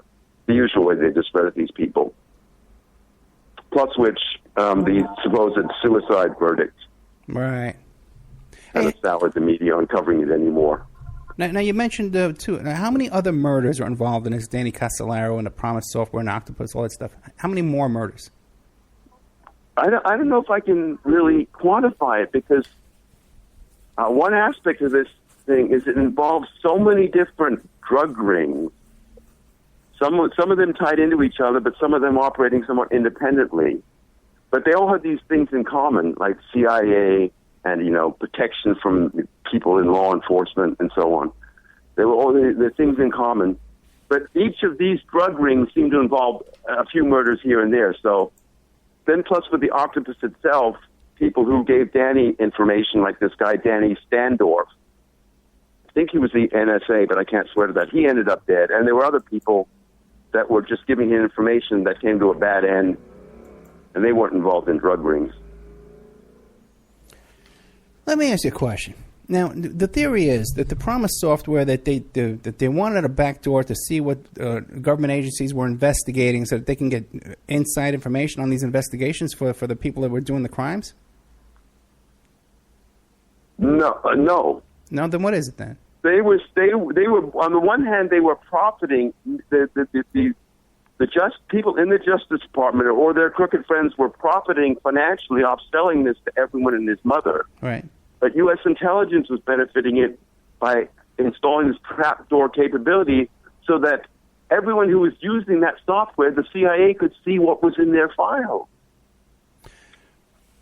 But I don't think they pull one over on the Israelis like that, because the Israelis, they've been at this game too long. They're the pioneers of it.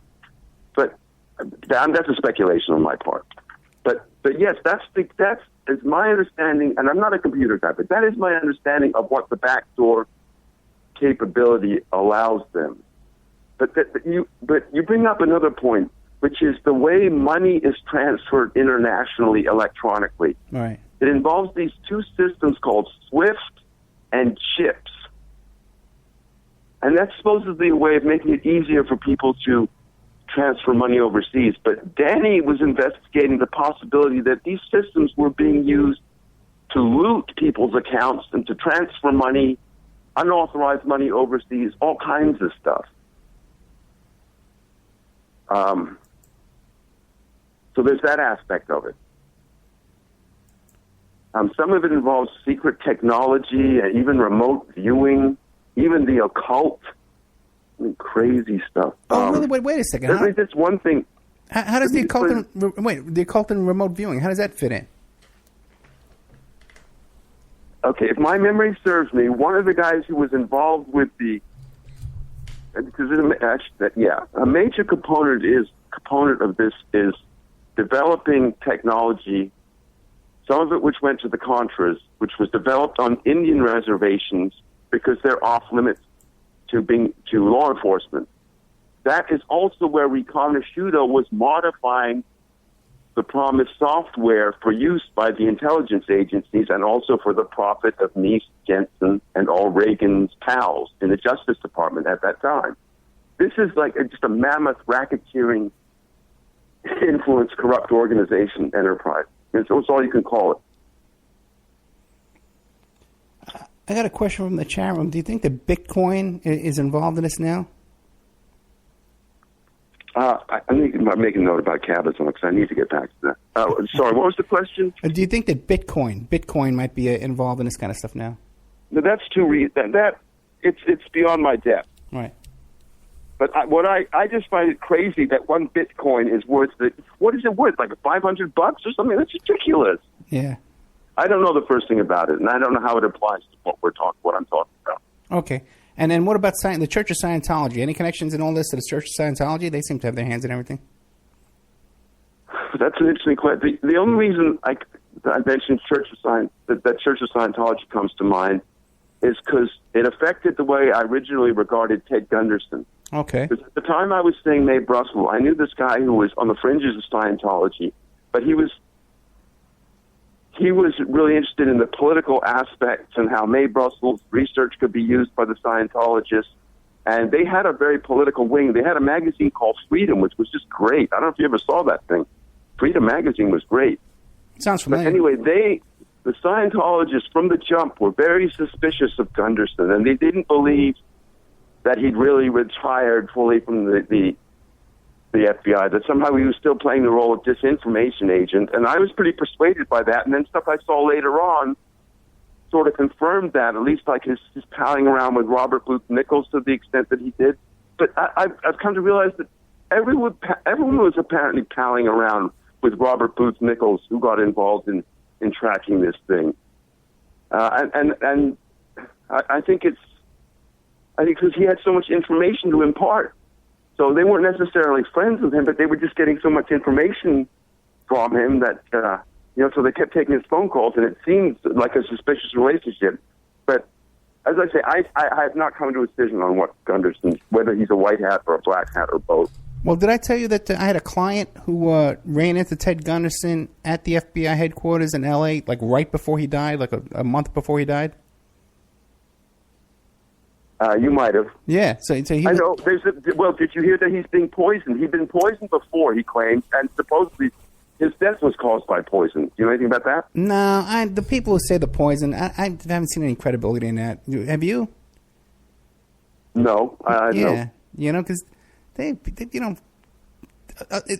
the people around Ted, a wild cast of characters. You got to listen to the interview with Doug Millar that I did because he the FBI files on him are fascinating. Oh, really? What do you got? Well, I don't know. I can't imagine this, but the littlest thing would get you punished. While he was at the FBI, and so he had a bunch of little infractions. But at other times they were just really applauding that he was a great diligent agent. Sometimes at the beginning, one guy was saying that he was lazy, though, so it's like going both ways. But then after he retired, then he was, exposing all this government malfeasance. They really started to, bring out the dirt on him, which included his, palling around with narcotics traffickers. All right. But let me go back to the Cabazon Reservation because, as I mentioned, that they were using it because it offered safe haven from, snooping eyes, so the government could be,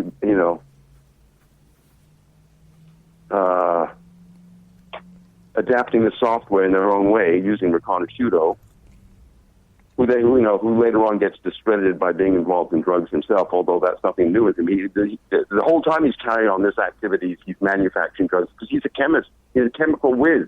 He's been making drugs ever since college. But it can be used to discredit him. But he also discredited himself by a lot of his stories, a lot of the aspects of his story that he didn't check out, but a lot of it does check out. And I can give you my theory on that, but I'd rather get back to the Cabazon. They were training they were using high-tech weapons, testing high-tech weapons on the reservation, and some of it was being supplied to the Contras. They were also involved in gambling rackets involving organized crime figures on the same, which was a tiny reservation, by the way, the Cabazon near Palm Springs. And then it really became infamous when there was this triple murder of Fred Alvarez. I'm just going to read the first couple of sentences of this. Arrested in 1981, tribal murders revives old mystery. This is 2009 Associated Press. In the days before Fred Alvarez was shot execution style with two friends on his veranda, the strapping Cabazon tribal leader feared he was a marked man. His motorcycle had been tampered with, the mailbox shut up, and his house ransacked. He visited the local newspaper several times to say that he had uncovered something big enough to get him killed. he arranged to talk with a lawyer to divulge what he knew, but he never made the meeting. So there was this triple murder. One of the participants came forward and confessed his involvement, and that's what this article is about, was Jimmy Hughes. And then for some reason, when his hearing came up, they decided that they weren't going to prosecute Jimmy Hughes, despite his confession to having done this. And they hinted that there was some new evidence that came before the prosecutors, and so they're going to drop this murder charge. And as I mentioned on my other program, Jimmy Hughes is a born-again Christian, and so that's why he came forward and has renounced past life. But does that make him not credible? It just amazes me when they, it sort of fits the facts, and you've got a guy admitting to it, and yet behind the scenes they just have a hearing, and then, they decide there's nothing to it, let's just drop this. This is indication of this whole damn thing. Just cover up, cover up, cover up. Okay, so let me get to this. Okay, the reason. Okay, one of the reasons I wanted to get to the Cabazon thing is the way that what was going on there touched on people that are involved in the SNL scandals. I can't emphasize how much this octopus touched on every banking scandal that was going on at the time, whether it was ACCI, the Newman Hand, which was a couple of years earlier, or the BNL, the Arms to Iraq, that bank. All of these were involved.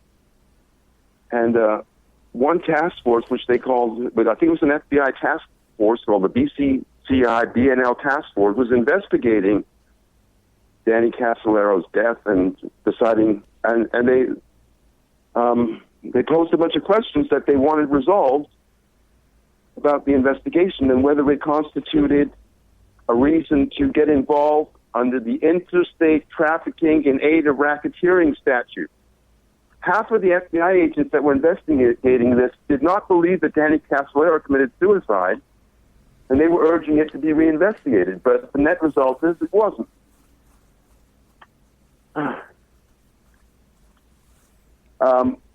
And one of the guys that was involved in the SNL thing was this guy Wayne Leader.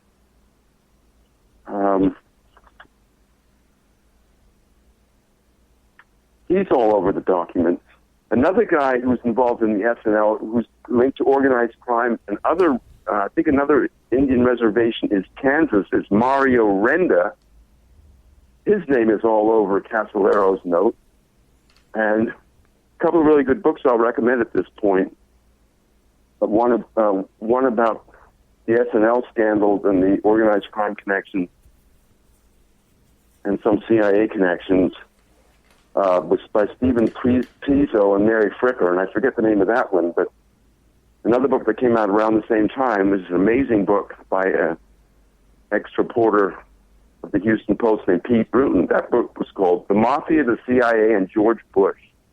And that really tied in a lot of these SNL to the CIA and the Mafia, or both, and to the George Bush milieu. And while I'm mentioning books, I'm going to mention another book that just came in the mail today. Have you ever heard of this guy, Rodney Stitch? He's written a bunch of books about these government scandals. Sounds familiar.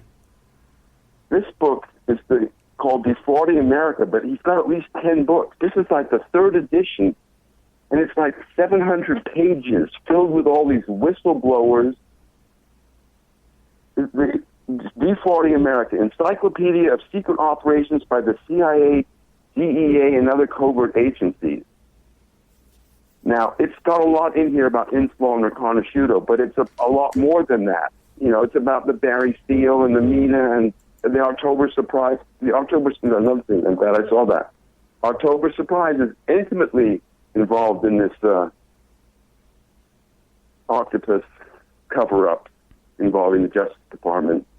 And while the mainstream media would have you believe that the October Surprise has been discredited, far from it. I don't know if you're familiar with the esteemed journalist Robert Parry, who used to write for Associated Press. He wrote probably the first Contra drug story in 1985,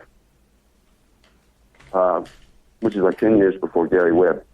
But the first Contra drug story. But anyway, he's the guy who knows more than anything else in the country about the October Surprise. He now runs this fantastic website called Consortium News.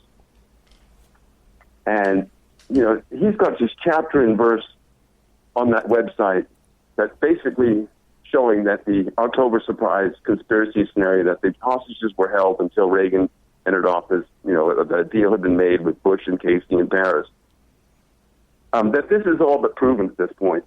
And then the news media would have you believe the opposite. Yeah, I'd like to get him in on his. That's a great show. October Surprise would be a great show. Hey, back to real quick to Iran-Contra, and I think even October Surprise. I interviewed Frank Sturgis's nephew, who was an interesting guy himself. He's a law professor today, and he's actually his name is Jim Hunt, and he's actually. I've been in touch with him. Okay, great. Now he says that Sturgis was involved in Iran-Contra. What do you know about that? I'm not really sure of that. Certainly people around him were involved with these shrimp boats and the smuggling of cocaine. Right. Some of his associates were. I've never heard that he involved in that directly. He is involved with stolen cars to Mexico, involving this CIA asset named Miguel Nasser Haro, who's a really interesting figure.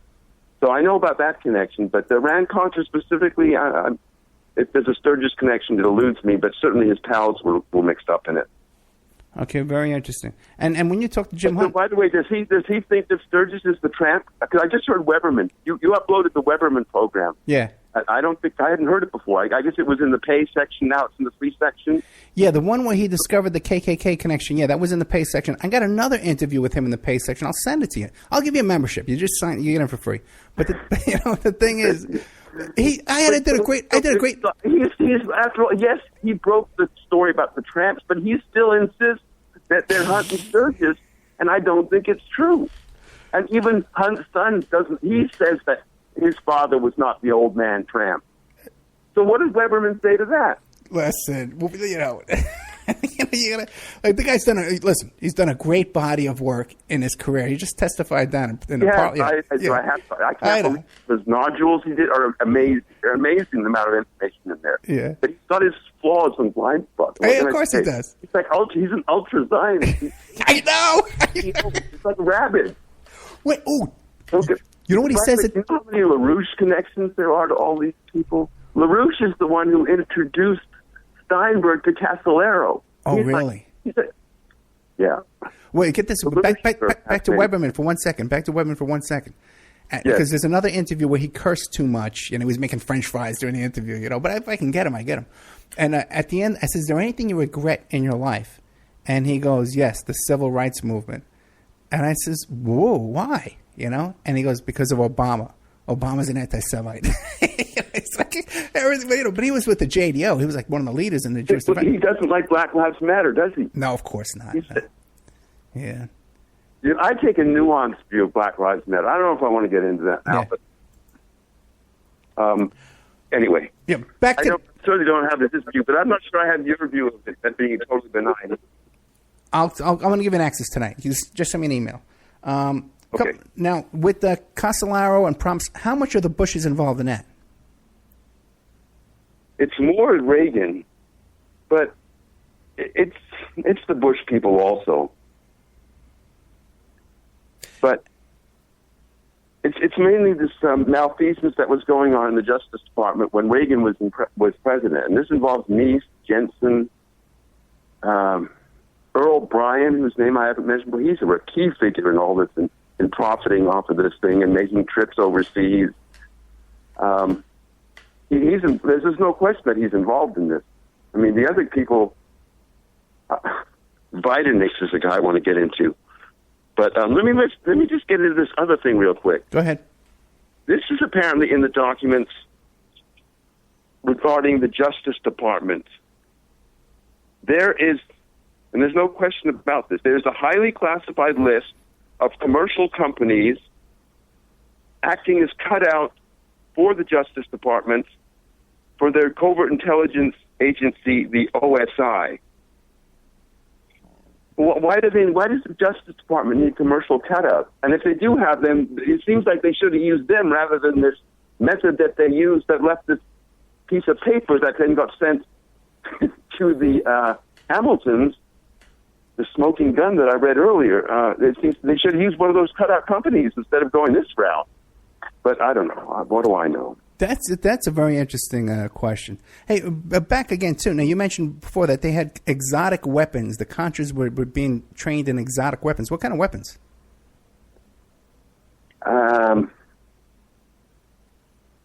Well, I think this involved, night scopes and so on. Oh, okay. I don't think this, maybe, I don't know. There's something that comes up in the paperwork, I believe, about fuel air explosives, but I don't think anything like that was going to the Contras. Okay. All right, we're getting down. I wish I don't have it in front of me. What exactly the nature of the weaponry? Okay, we're getting down to like the last. But Contras, certain Contras like Eden Pastor were brought to the Cabazon Reservation to view this. That's confirmed, and a lot of this is in mainstream media, like the San Francisco Chronicle, San Francisco Examiner. A whole lot of other papers. This is not fringe information. And the stuff about the drug rings, of course, made the newspapers to some extent. Now, I had something there about the drug tug. Yeah. I suggested that you ask me about the connection between the famous drug tug case and the octopus. Yeah, I thought that was a typo. What is that story then? There was this huge drug bust of this barge in 1988 coming into San Francisco Harbor. This thing contained 47 tons of hash and 13 tons of marijuana coming from, I don't know, Far East or something, but offloaded from another boat. And apparently the DEA knew about the barge, before the thing was loaded. They were expecting this. And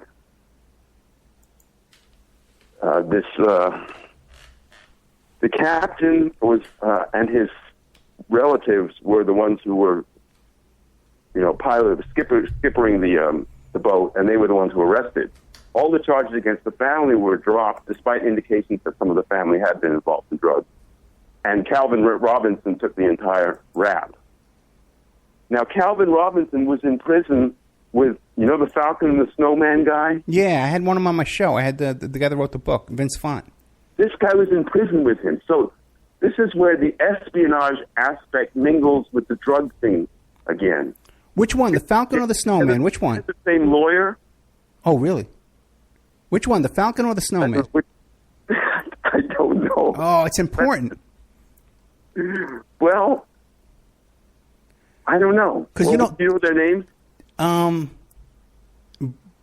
Boyce or something like that. Someone in the chat one's going to know because he hates him. Boyce. I think it was Boyce. Okay, Boyce was the Falcon. And did you know that he escaped from prison for like 13 months? This guy harbored him. Yes, I think this guy harbored him. Oh, really?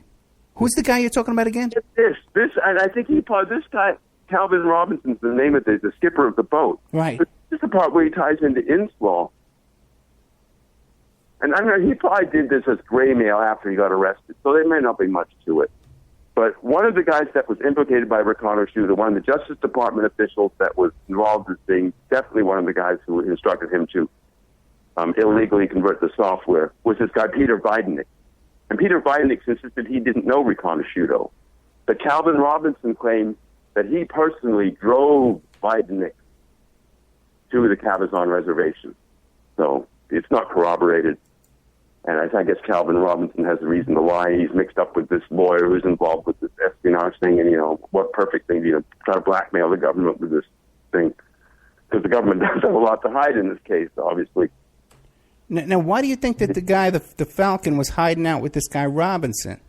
What makes it come to that conclusion? He knew from jail. Just because they knew each other from jail. Because the whole circumstances surrounding... The lawyer had some culpability. I forget. The lawyer's named this thing a black hat in this later on. I forget his name. But get this. This guy, the Falcon, he had his own private area, like a gym or something, at the jail where he can go stay all the time privately. He had like a private accommodations. Then when he escaped, supposedly he escaped and he was foraging for food for a month out there, and then hitchhiked his way back. Imagine if you're in the woods, man, for Ted. You're in the woods for a month with no toilet paper. You can't shave. You can't shower. And you've been eating berries and squirrels, right? And then someone's going to give you a ride in their car. You're going to hitchhike and they're going to give you a ride near the prison? That's the story. Well, okay, and then why did he have it so good in prison? Did he have a lot of money, or did it wasn't anything special for him? You said it was a special deal for him. Yeah, he had some kind of special privileges in the prison. Then when he got out, he robbed like 13, 14 banks. And then he got that was mentioned. Yeah. And Calvin Robinson was charged with these bank robberies, but they said that they dropped the charges against him, and that Boyce, I think it was Boyce, took the rap for those bank robberies, but that this drug tug thing happened later, if I've got the chronology right. Okay. Very interesting. But this was like this. They said this was the biggest hashish bust ever made in U.S. waters. 47 tons of hashish, and I said 13 tons of marijuana. Now, I believe I might have read huge loads like that, 40 tons coming into Montreal, maybe, with the Rizzuto organization. But that's just a staggering amount of hash. Weberman would have all it. Well, you know, I had Richard Stratton from the Hippie Mafia, who, by the way, who supplied Weberman. Okay, I established that chain of custody, and his biggest hash run was something like 15,000 pounds. So, and that came in through figs, he told me, or dates it was, something like that. So that's 7 tons, 7.5 tons. Yeah. That makes more sense. 43 tons is just a staggering amount, especially to get busted. Yeah, it might have been 1,500. Get in that much. Crazy.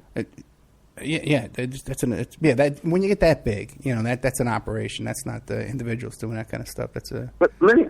Do we have a couple minutes for the break? Yeah, it's 1:06 now, so we got about 10 minutes left in the show. Okay, let me just read just a couple of paragraphs from this series that ran in the San Francisco Examiner back in 1981. You know, in other words, 10 years before Casolaro turned up dead. This was a drug ring. It says the CIA linked to bizarre case that already includes 2 killings and hints of devil worship and drugs. Among the pieces, a criminal genius, a gun traced to a former prison guard, allegations of links to the CIA and DEA, a mysterious trip to Canada that ended in death, and a seedy Grant Avenue rooming house. The scene, it was said, of satanic practices. And this involves a drug ring and people with connections overseas, like South America. And the main kingpin was Philip Arthur Thompson. He's the criminal genius, but he had a bunch of people around him that were also like, you know, big criminal masterminds. And they committed a staggering amount of crime, and just seemed to, you know, dance through the raindrops, especially this Philip Arthur Thompson. And then now these articles made it onto the Dave Emory show back in 1981 because they were just so significant. But little did we know that 10 years, in fact, later than that, when I first studied the octopus, I had no idea how this connected to it. It wasn't until I saw the book by Sherry Seymour that I realized that this drug ring was part of what Danny Casolaro was investigating, and this Philip Arthur Thompson ordered the murder of this guy in San Francisco named Maraska, who was found hogtied, drug execution murder. And that murder had been carried out ordered by John Philip Nichols, who ties back into the Cabazon Reservation and CIA connections, real shadowy figure. And there's two sinister figures named Nichols in this cast of characters. There's Robert Booth Nichols, and then there's this John Philip Nichols. They're both very, very important guys.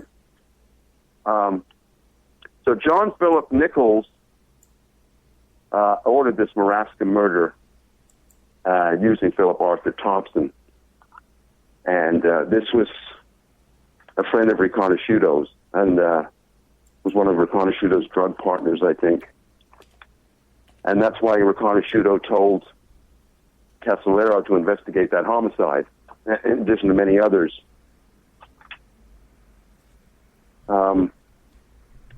Hey, real quick, let's back up for 1 second. How did remote viewing fit into all this? Sorry?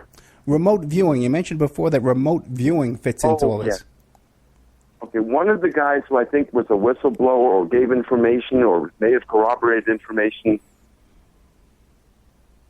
about what was going on at the Cabazon Reservation was a guy named Peter Zukoski. And when Sherry Seymour, who wrote The Last Circle, came to him for information, I'm going from memory now, but it's pretty fresh memory, like 24 hours ago. Okay. That he told her that he's involved in remote viewing for the government, and he also asked her whether he wanted her to conduct some sort of reading, seance, not a seance, but some kind of a reading. Now, I don't know if this was, to sort of get her off the track, this guy's a kook, so, making it not as much interest to her than otherwise she might have had. Right. So I don't know what his motive was with that, but he was the one who invoked remote viewing and the palm reading. But this other thing that involves the Philip Arthur Thompson drug ring and the crime ring, it's not just a drug ring, it's a crime ring too. It's linked to a couple of murders that involves this woman named Valerie McDonald who dressed in black, and she sort of flirted with the occult world and got involved with some bad people as a result of that. But they said she really wasn't, committed to it. She just sort of got involved with the wrong people by this image she was putting out that wasn't really authentic, if you get what I'm saying. Yeah. So she ended up murdered, apparently, disappeared, and another woman in San Jose ended up dead that they also think the Philip Arthur Thompson milieu killed. And as I said, that it came out later that more recently that Philip Arthur Thompson was responsible for this Marasca murder, and there's other murders. I mean, I don't know how many it may be that just tied into this one drug ring. There's so many murders, it's ridiculous. Suspicious deaths. There's another guy who was a stringer for, I forget, some financial something. He was down in investigating like a Guatemala angle of the thing. His name was Anson Eng. He ended up dead in the hotel room. There were other people that were investigating aspects of it whose name escaped me that also ended up dead. So, in fact, that's one thing that I remember Peter Dale Scott saying about this whole thing, that this scandal or concatenating series of scandals, more than anything else that he's been reading about, really smacks of being dangerous to someone who gets too close to it. Yeah, I would agree. And that reminds me, with Danny Castellero, his notes, now, much of his notes disappeared, but how much of his notes remained?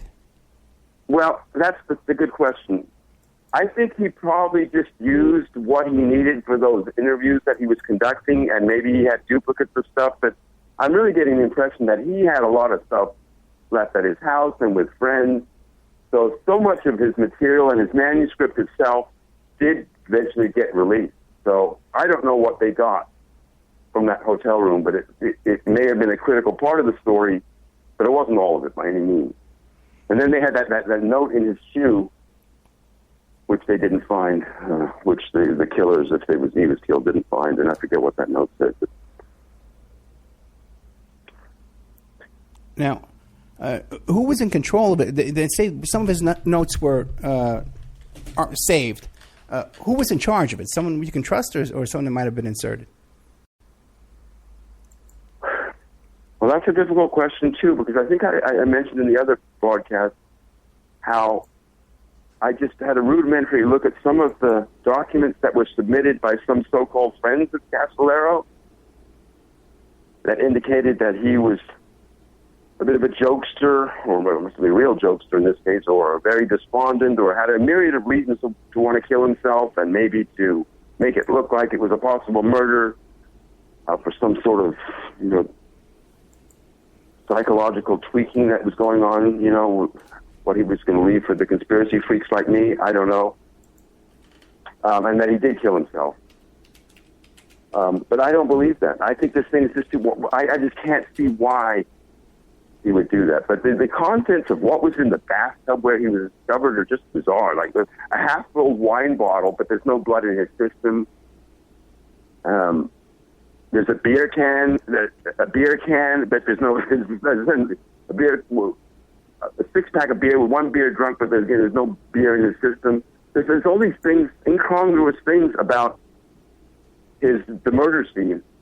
And I noticed that who turns up as one of the authorities saying that, oh, yeah, he killed himself, with both Foster and Casolero is Dr. Henry Lee. You remember that guy? Yeah, I got my picture taken. He's like a cover-up man. They bring out, they trot out. Yeah.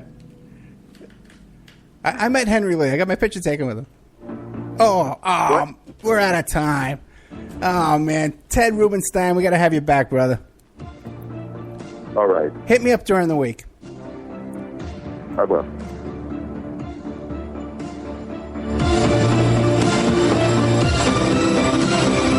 Okay. Great stuff from Ted Rubenstein.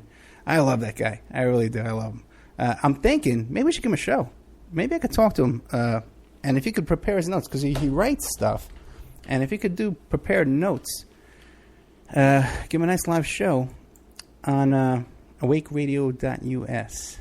Yeah, that was a great show. Yeah, Ted Rubenstein is royalty, and he has great information. I really thank you very much, Ted Rubenstein. Hey, by the way, I want to give a shout-out, to TJ Sanfilippo, okay, one of our hosts over at awakeradio.us, okay, who's, I pulled him out of his bed or whatever, man. Pulled him out on a Saturday to come in and save the day, because we got a little situation over here. I want to see a little behind-the-scenes gossip.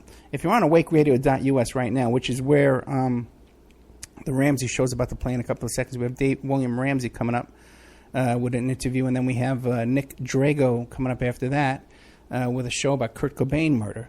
And if you're on the website right now, because we're closing down Spreaker, the Spreaker chat's going to be shut down, and most of the stations will pick up the feed, William Ramsey, and then Nick Drago. But if you're on awakeradio.us, you'll notice that the chat room is shut down, and there's a problem with the player. We had a little incident with a former host who just, the guy was a problem to begin with, but has gone completely off his meds or whatever, off his rocker. He quit the station. Okay, fine. It's nothing. It's not like we're missing anything, Good riddance, But in the meantime, he's gone into the auto DJ, like all the shows that replay, he deleted all the stuff in there. And now he's in the chat room, trolling up the chat room. He was trolling the Facebook page. So spend all day long dealing with this nonsense, this guy trolling and just being a tantrum, throwing a tantrum all day long because he left the radio station on his own will. He said he wanted to leave. No one begged him to stay. I guess maybe that was the problem. No, it had nothing to do with too much cursing. The guy was being a problem. And let's move on. If you want to get into all that, we can clarify that incident too.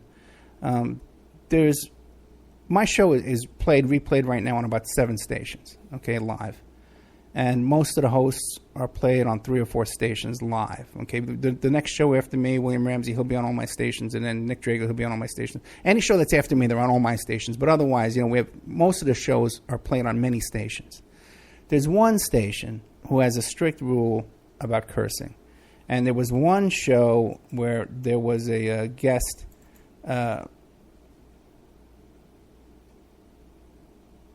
Okay, thank you. We had an issue where one guest on one show got very emotional and used some foul language. And one of the hosts was asking, well, listen, can I just play this on all the other stations and not play it on that one station? And this renegade host who's gone now sabotaging everything and gone off his meds and deleted all the content off the auto DJ so that there was 2 shows replaying over and over. I didn't notice this. I'm not paying attention. He's in the chat room deleting all my comments in my own chat room. Okay, like a lunatic. We just had so TJ here came to the rescue and he rebuilt the chat room for us. Very kind man. Thank you very much, TJ. We're all good. It's all fixed. So the chat room's up and running again. The station's up and running again. There won't be any future trolls or nonsense or creepy people hanging around doing creepy things and weirdo stuff. Okay, trying to sabotage other people's work. Okay, what I'm trying to do here with this station, okay, and I'm going to do a whole little piece about this allegations that I stole the station, and we have people popping up who were on this station 3-4 years ago, 2 years ago, whatever. They haven't had a show on a station in 2 years. Kind of claiming that they have more ownership than me. The guy who came in is paying for everything, brought in all this content, brought in a guy to rebuild the website. We have 2 guys rebuilding a website. There's a lot of work in this, okay? It's a labor of love. We're trying to bring you content that is good, honest, legitimate, reality-based content, not nonsense, not hoax, not hoax websites and YouTube videos and all that kind of crap, okay? We're looking for real stuff, real quality stuff. So that's what we're doing here right now. Now, the next show coming up is going to be William Ramsey, and I'm going to go into a little bit more of a rundown of what went on with this story. I'll give you my whole okay, chat room's all fixed, guys. You can go into the chat room, you can listen to the station, blah, blah, blah. No more crazy people in there, and if any crazy people show up, we delete them. Okay? Just, if we can all just behave like adults. Okay? I've left a lot of stations. Okay? I've come and gone from we just dropped the station today, right before the show. Okay? No one's having a heart attack about it and throwing tantrums, trying to break into their system and hack into their stuff. Okay, so guys, this is the end of today's show. Thank you very much. Thank you, Ted Rubenstein.